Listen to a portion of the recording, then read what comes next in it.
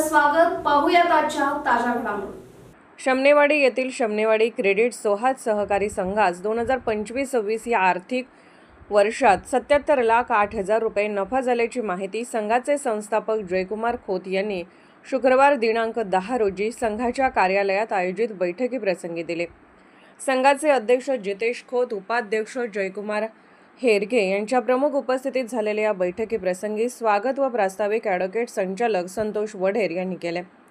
याप्रसंगी संघाचे संस्थापक बैठकीचे अध्यक्ष जयकुमार खोत आर्थिक वर्षातील माहिती वाचन करताना म्हणाले, नुकत्याच संपलेल्या आर्थिक वर्षात संघाचे 1048 असून शेअर भांडवल 30,58,000 आहे, तर निधी 3,34,17,000 असून ठेवी 30,17,20,000 आहेत.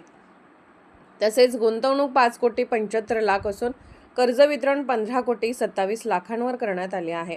तर खेळते भांडवल 25,99,00,000 असून वार्षिक उलाढाल 125,51,00,000 झाली आहे. तर संघास निव्वळ नफा 77,08,000 झाला असून कर्ज वसुली 97% झाली आहे. संघाच्या एकंदरीत प्रगतीसाठी व्यवस्थापक BK वडेर यांच्यासह इतर कर्मचारी वर्गाचे तसेच सभासदांचे सहकार्य महत्त्वाचे ठरले आहे.